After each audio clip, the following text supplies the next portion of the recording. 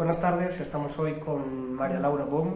Vamos a entrevistar a esta profesora investigadora de la Facultad de Derecho de la Universidad de Buenos Aires, que desde hace años dirige un seminario de investigación cuyo nombre es Grandes Empresas y la violación de derechos humanos en América Latina, factores socioeconómicos y criminógenos, y que a partir de esta iniciativa del seminario dirige un proyecto de investigación de derecho, empresas transnacionales, recursos naturales y conflicto en América Latina para una visibilización de la violencia invisible. Le damos las gracias por su participación en esta entrevista. Gracias a ustedes. A nuestra investigación del proyecto. Y vamos a empezar entonces enmarcando cuál es la investigación que usted realiza. Estudia desde hace tiempo las graves violaciones de los derechos humanos a cargo de empresas multinacionales o nacionales en América Latina. Y en sus trabajos ha estudiado algunos casos paradigmáticos como Ralco, Chevron, Sepetiba, ligados al sector siderúrgico, a la construcción de oleoductos y de presas. Y aquí queríamos preguntarnos entonces que nos explique qué factores criminógenos existen en América Latina de orden geopolítico y socioeconómico y que convierten a esta región, por desgracia, en un entorno adecuado y propenso para que se produzcan estas graves violaciones de derechos humanos y del medio ambiente. Bien. Bueno, ante todo, muchas gracias por la invitación.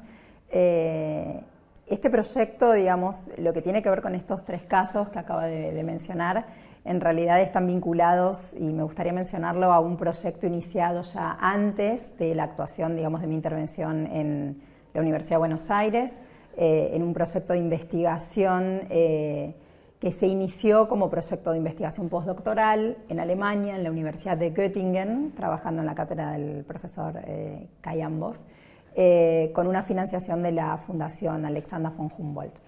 Y desde ahí, pensando a partir del trabajo sobre graves violaciones de derechos humanos y crímenes internacionales a nivel internacional, ¿no? Trabajando esto, es que surgió la inquietud sobre la situación de respeto o afectación o violación de derechos humanos en América Latina, vinculada también con actores económicos, como sucede en otros contextos, y de ahí el advertir que había muchos elementos en común en los distintos países latinoamericanos y que no era suficiente con hacer un estudio exclusivamente desde el ámbito normativo.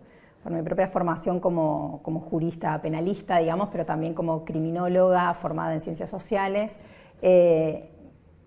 el interés fue en acercar la investigación, acercarse a la temática desde lo normativo y desde lo criminológico. Por eso esto de los factores criminogénicos, digamos, que mencionaba recién.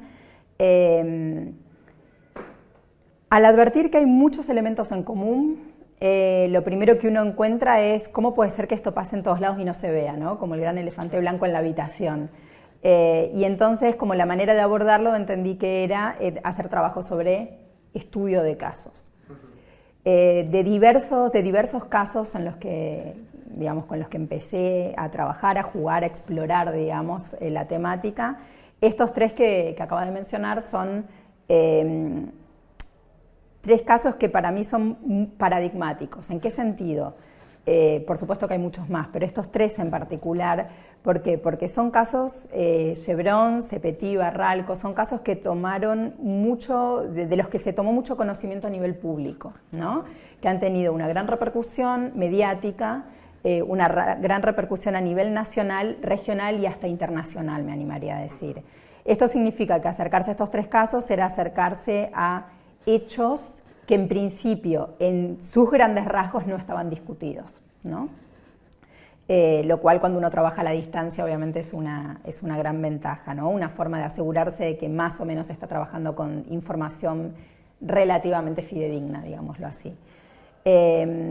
Entonces, lo que tienen en común también estos tres casos, que fue lo que se advertía al acercarse a esta temática en América Latina, era que el vínculo entre empresas y actores económicos, y especialmente empresas transnacionales, que era el interés, ¿no? Este marco de internacionalidad a la actividad económica en América Latina, estaba dado especialmente en lo que era el ámbito del trabajo con recursos naturales. Y no solo recursos naturales en términos de extracción, sino incluso pensando en términos de espacios y ámbitos naturales. En el caso de Chevron estamos hablando de extracción de crudo, que es algo que se da como actividad en distintos países de América Latina.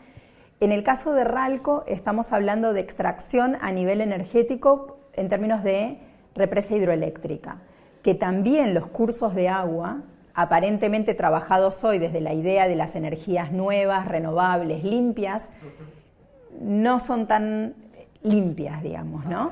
Entonces, sin embargo, como espacio donde los cursos de agua están, donde la fuerza cercana a la zona justamente de caída de montaña es tan especial, se da a lo largo de toda la cordillera, digamos, ¿no? O sea, a lo largo de toda América Latina esto está presente. Y lo que tiene que ver con Sepetiba es el acceso a espacios abiertos cercanos a mucha agua, porque la construcción de una siderúrgica requiere de mucho consumo de agua. Y aparentemente también es algo que, si bien no es una industria extractiva en sí, el hecho de poner en marcha un emprendimiento como el siderúrgico implicaba hacer uso de muchos recursos que están en la zona que serían impensables que esto lo hiciese ThyssenKrupp, que es de hecho el principal accionista que está vinculado con esta empresa, con este emprendimiento en Alemania, ¿no? O sea, entonces, volviendo a la pregunta, ¿cuáles son los elementos en común, los factores que presenta en particular América Latina a nivel geopolítico, a nivel socioeconómico? Es como que lo he presentado en algún momento como dos grandes columnas, digamos. En primer lugar, América Latina tiene muchísimo para ofrecer, en términos de recursos naturales, en términos de espacio, de aire, de agua, es decir, tiene mucho de naturaleza para ofrecer, de materia prima, de recursos naturales para ofrecer, y por otro lado, a nivel institucional, continúa siendo un espacio muy frágil en lo que hace a la protección de esos recursos, ¿no? O de esos espacios. Entonces, como que la primera inquietud era esta, a ver, es un subcontinente riquísimo que sin embargo es muy pobre. Y esto ya suena como a paradójico, ¿no? Entonces, es muy rico en un ámbito, pero ¿dónde está la pobreza en estos términos, ¿no? Entrecomillada. Y justamente pasa por esa fragilidad institucional que de alguna manera pareciera ser como que habilita y facilita la intervención, la actuación de las empresas transnacionales. Confieso que al inicio la mirada tal vez que le di al estudio era un poco como conspirativa. ¿En qué sentido? Las empresas son las malas, las empresas transnacionales, el norte global es malo. Malo, por supuesto lo digo como graciosamente, ¿no? Pero es como que son quienes son los principales responsables de que en América Latina la población sufra a partir de la contaminación que estos emprendimientos pueden tener, a partir del desplazamiento que se genera a nivel poblacional, a partir de la contaminación, tal vez me detengo acá un poquito, de suelo, de agua, de aire, que lleva permanentemente no solo a contaminación en términos ambientales, sino que está directamente vinculado a incrementos importantes de índices de enfermedad, niveles de enfermedad y de mortalidad en las zonas donde están plantados muchos de estos emprendimientos. Entonces es como que por un lado se ofrece mucho, se protege poco, pero no es una cuestión que debe plantearse, como alguna vez me han preguntado, exclusivamente en términos ambientales, sino que tenemos en el medio la población local afectada por todo esto, el Estado que en algún punto está interesado en las inversiones extranjeras y en las nuevas tecnologías y en el desarrollo que puede traer ese vínculo con el trabajo, que puede traer todo este vínculo con la inversión justamente a partir de capital transnacional, internacional o extranjero. Y por otro lado, ¿qué vínculo hay entre el Estado y esa población, ¿no? Entonces, esto es algo que en los 3 casos estudiados que se tomaron como casos modelo, que en realidad hay un cuarto caso que después finalmente no salió en la primera publicación, pero que sí lo trabajé en profundidad, que es el caso de Chiquita Brands, ¿no? La producción de banana, para el cultivo de banana en Colombia.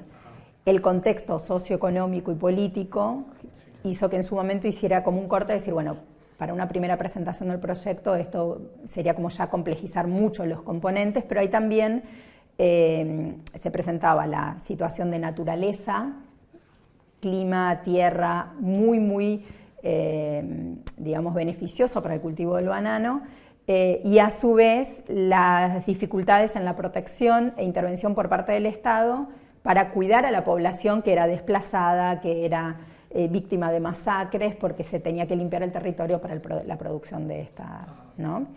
Entonces, en un caso tenemos que la producción, el montaje primero y la producción a nivel siderúrgico generó mucha contaminación en Sepetiba, cerca de Río de Janeiro, en Brasil, por parte de ThyssenKrupp, y que esto a la población local le significó contaminación que, más allá de la contaminación que se vivía a nivel cotidiano, ¿no? Que cada vez que llovía quedaba completamente, toda la polución que había en el ambiente caía en forma claramente como de lluvia ácida, ¿no?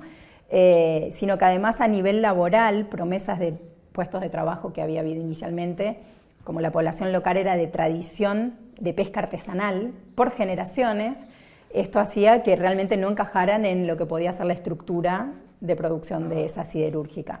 Entonces, muchas promesas no cumplidas por un lado, y por otro lado, el que la propia actividad, que era la pesca, la salida a alta mar, la vuelta, se vio truncada porque la construcción de espigones, la contaminación, la pérdida de la fauna marina, el físicamente no poder ya llegar, ir y volver en el día con los barcos pequeños porque estaban los barcos grandes y los espigones montados por la propia empresa.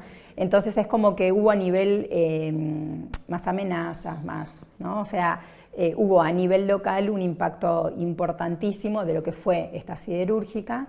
En el caso de Ralco, la construcción de la represa claramente implicó tener que desplazar población mapuche-pehuenche en Chile, por actividad de esta empresa básicamente vinculada a capitales españoles,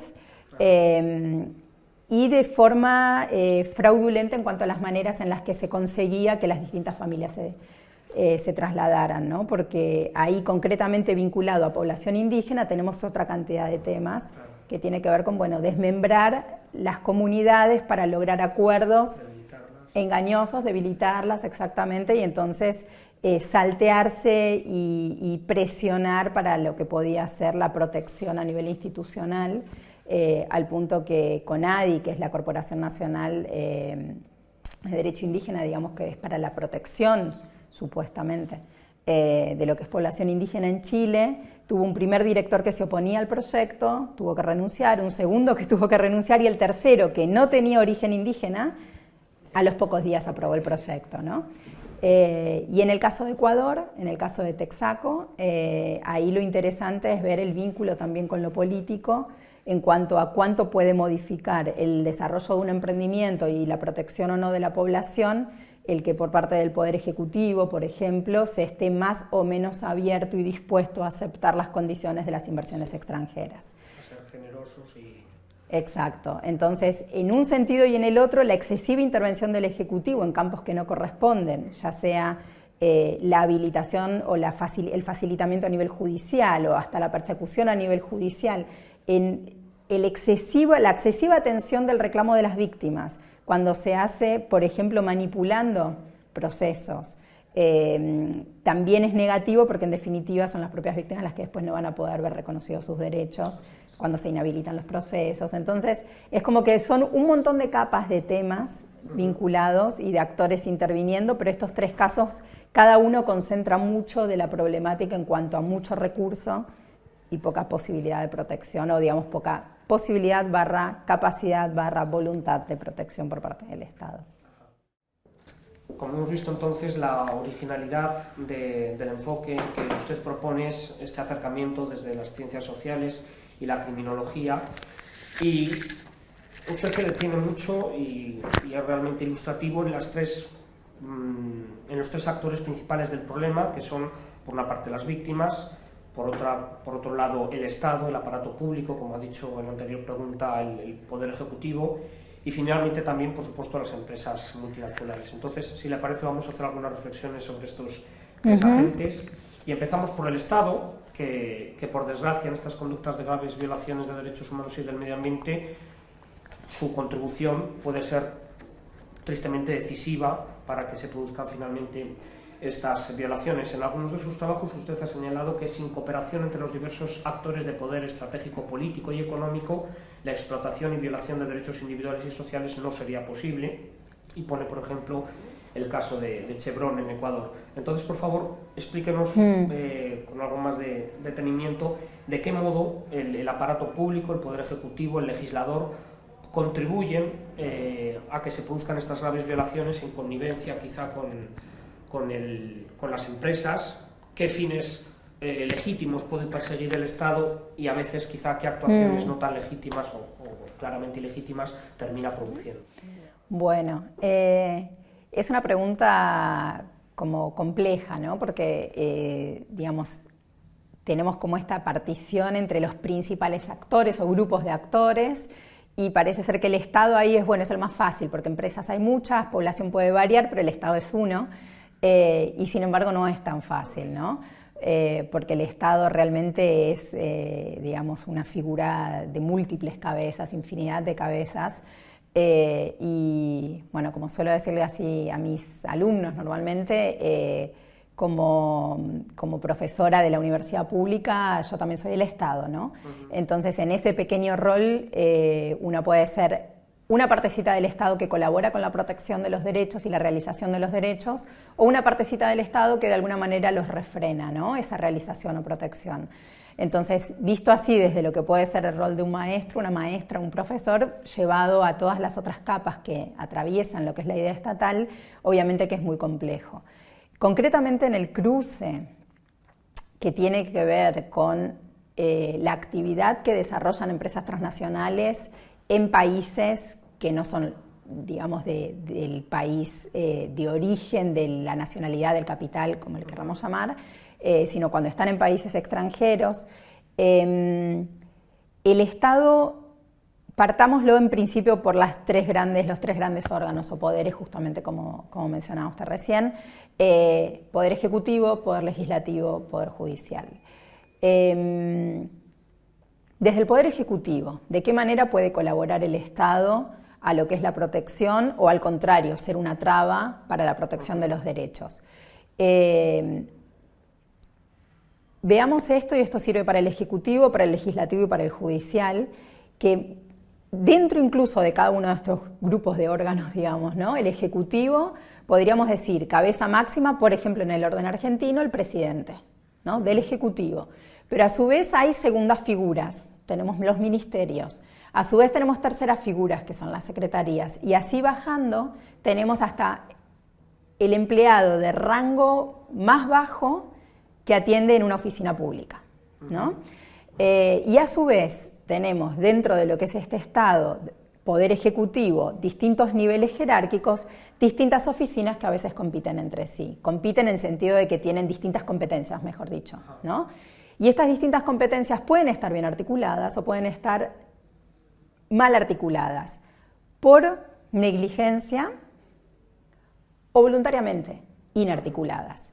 El caso de Chevron, que es el que acaba de mencionar, se puede advertir que el mismo Ejecutivo, en la figura del presidente, por ejemplo, no solo, para complejizar un poco más, no solo hay una estructura tan compleja a nivel jerárquico y de distintas funciones dentro del mismo Ejecutivo, sino que también para los emprendimientos de los que estamos hablando tenemos que hacer una observación en términos de tiempo. Es decir, transcurren muchos años desde los inicios que empiezan a generar condiciones a nivel legal hasta que se pone en marcha la posibilidad de que el proyecto efectivamente se realice, hasta que se empieza a extraer, por ejemplo, para el caso de las extractivas, hasta que después se abandona tal vez ese emprendimiento, ¿no?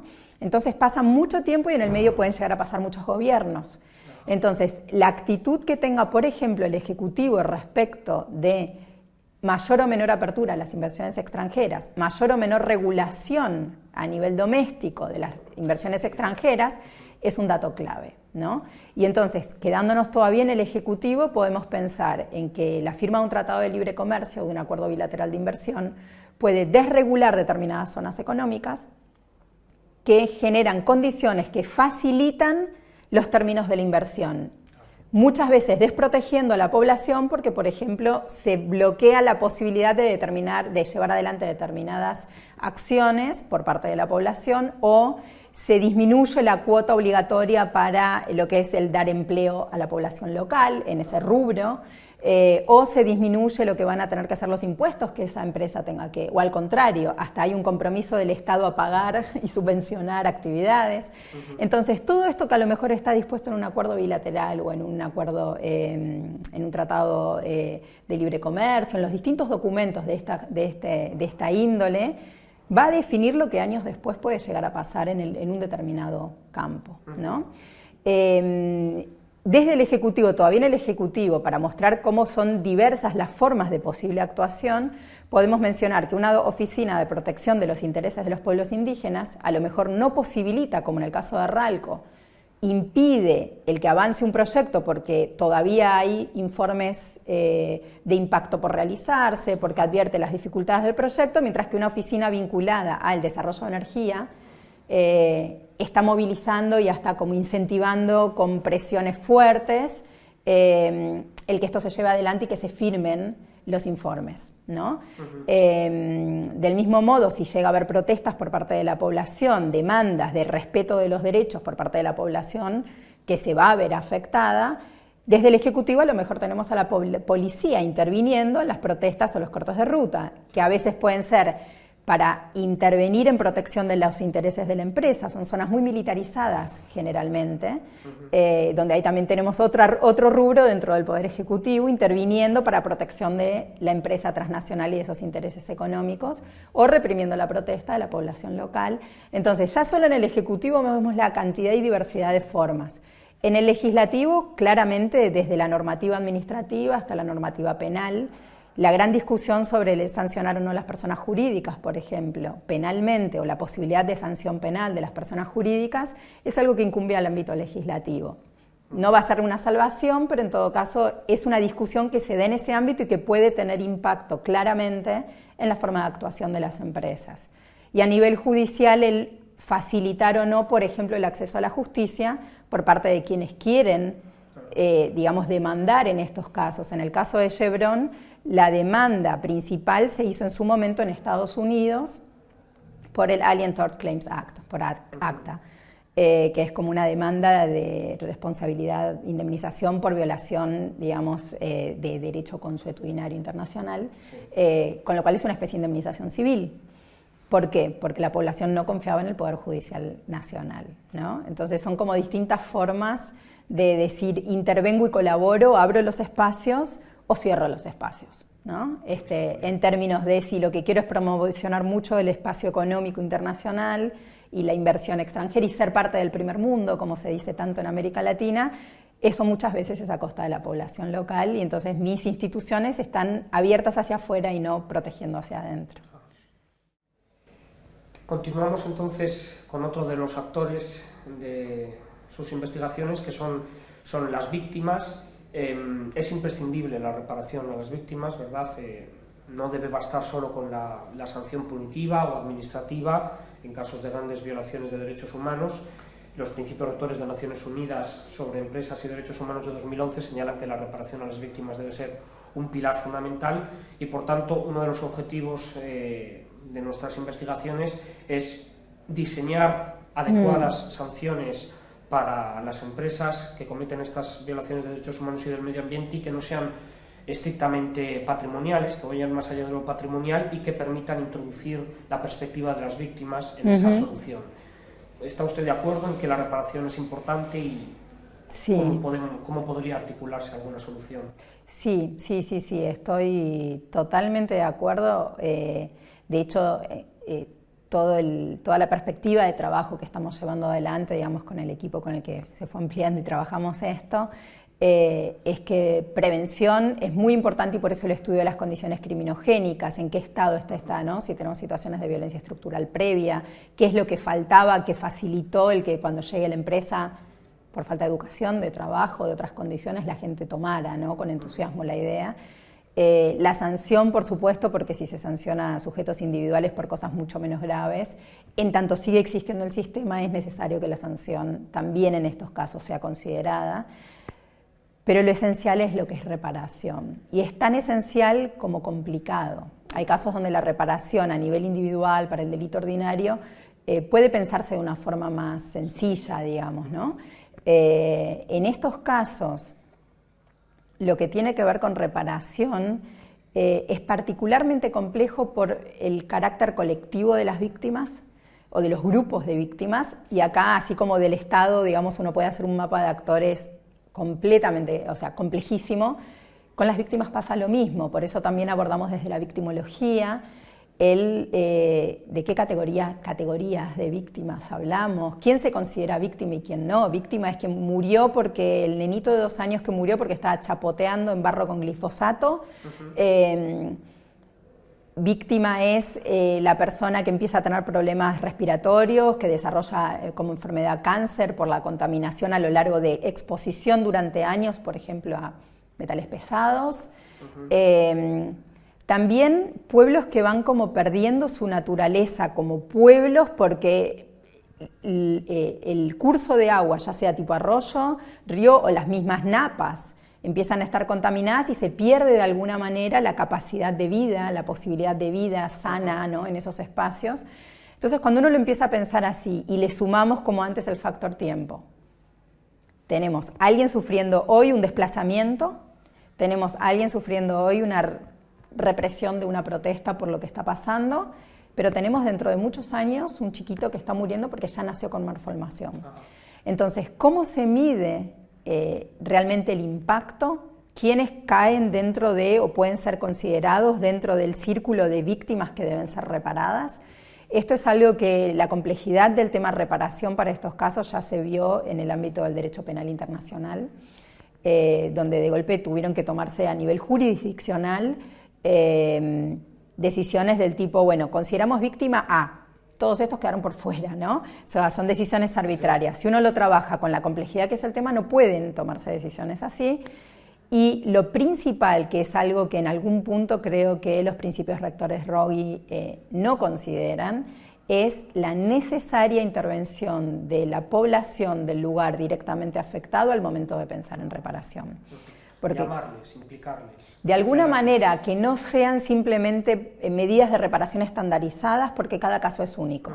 Y si eso vale para una persona, mucho más para las complejidades identitarias, culturales, socioeconómicas de las poblaciones que se pueden ver afectadas por estos emprendimientos.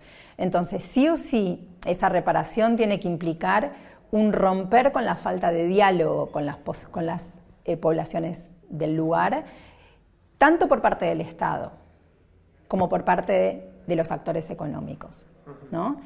Porque muchas veces la reparación puede iniciarse cuando, incluso pensando en que la actividad continúe, pueden establecerse mecanismos que tienen que ver con, por ejemplo, población que perdió trabajo porque cambiaron las condiciones en el área, que tenga la posibilidad, muchas veces en términos de violencia estructural hay que pensar esta reparación, entonces que la población tenga la posibilidad que antes no tuvo, ahora que es visible como víctima no tuvo herramientas para plantarse frente a la empresa o al Estado, educación en los distintos niveles, capacitación para trabajos en los distintos niveles, una posibilidad de adaptación a las nuevas condiciones de vida en el lugar, son formas que, si bien parecen escaparse a la idea de reparación, tienen que ver con una recomposición de las posibilidades de vida de la población local. Sí, y que a medio plazo pueden ser decisivas. Exactamente, exactamente, porque es como, y por eso cuando uno habla a veces de reparación parece que es prevención, sanción, reparación, como el antes, el inmediatamente ahí y el después.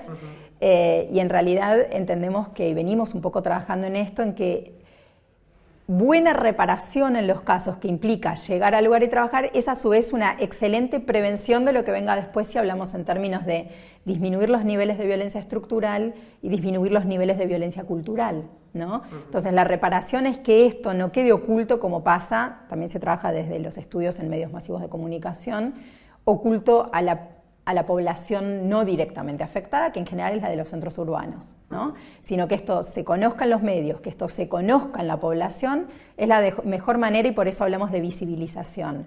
Visibilizar lo que sucede y visibilizar a quienes están afectados por estos emprendimientos, en tanto son quienes pagaron ese supuesto desarrollo que implicaba este emprendimiento, ¿no? Si uno esto de alguna manera lo logra, esa visibilización, ese darles voz, no solo darles imagen, cara, nombre, sino darles voz, es una excelente forma de reparar en términos de disminuir o reducir la distancia social que hay entre el resto de la población, estas poblaciones que para la próxima vez van a estar más empoderadas, ¿no?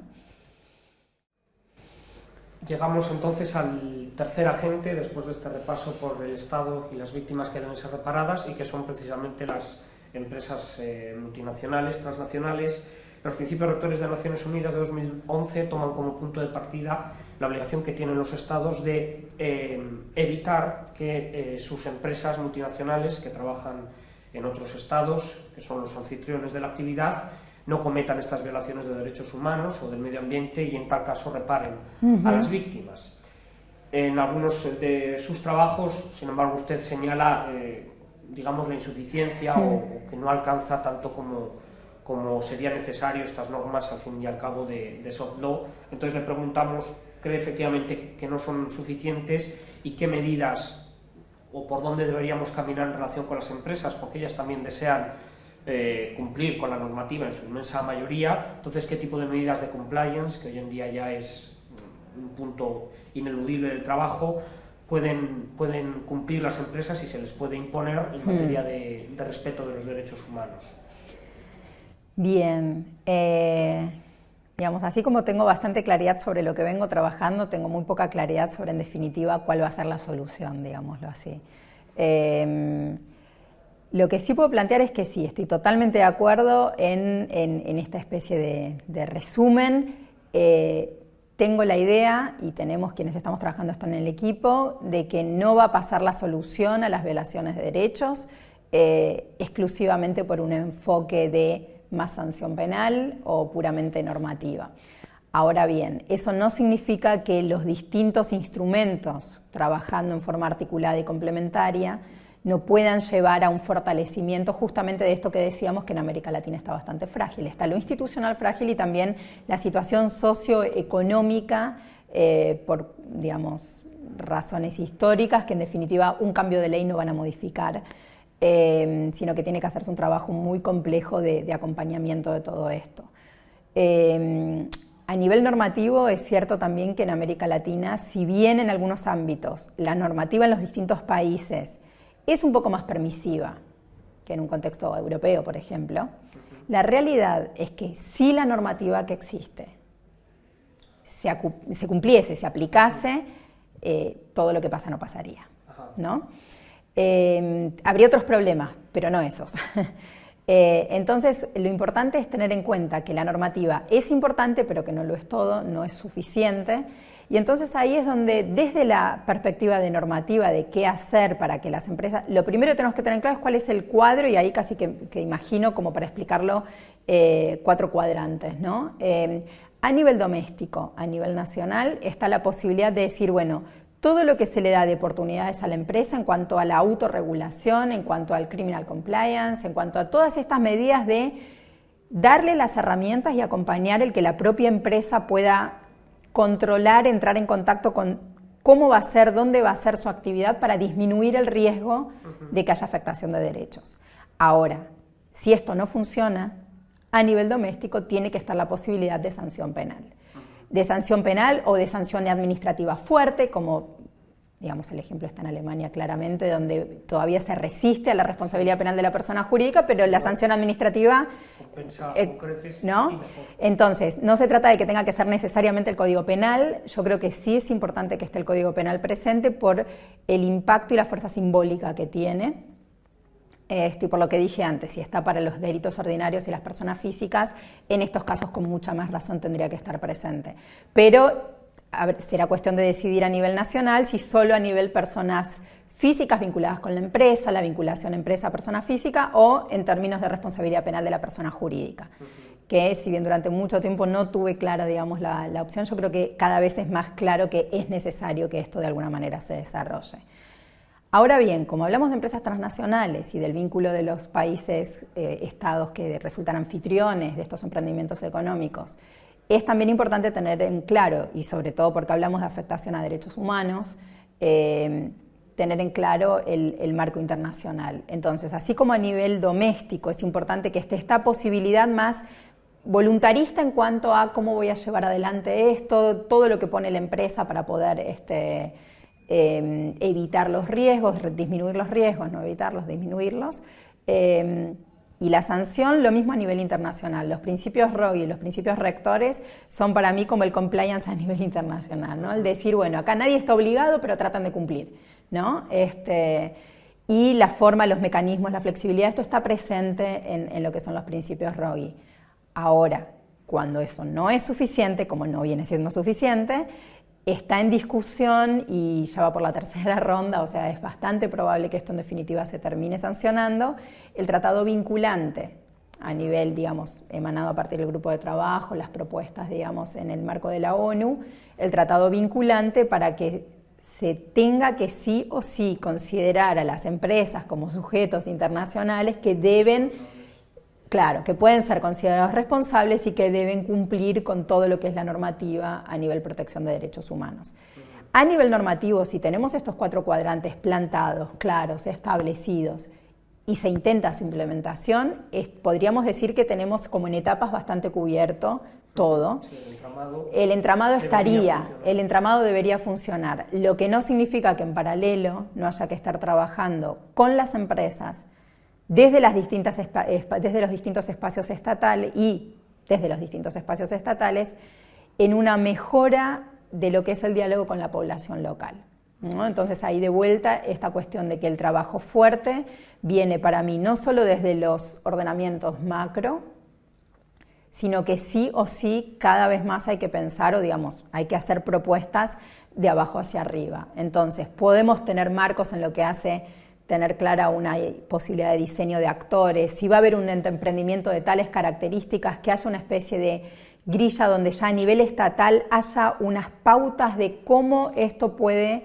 llegar a repercutir en la población local, quiénes son actores que tendrían que intervenir, quiénes tendrían que ser de entrada convocados. En los principios ROI recién en el tercer momento aparece la consideración sobre las víctimas como sujetos activos. En todo lo que es las 2 primeras partes, digamos, de los principios rectores son conversaciones entre la empresa y el Estado. Entonces, si esto se pudiera suplir a partir de, ante posibilidades de proyectos concretos, que esté prevista una forma articulada de presencia estatal en algo así como centros de alerta, que esto se empieza a trabajar en Colombia, en lo que tiene que ver con la comunicación con las víctimas, ver estado laboral, trabajo, digamos, de la población local, educación, condiciones alimentarias. Hablamos de población que está directamente ligada a tener un medio ambiente sano, porque muchas veces ni siquiera tiene canilla, no tiene grifo.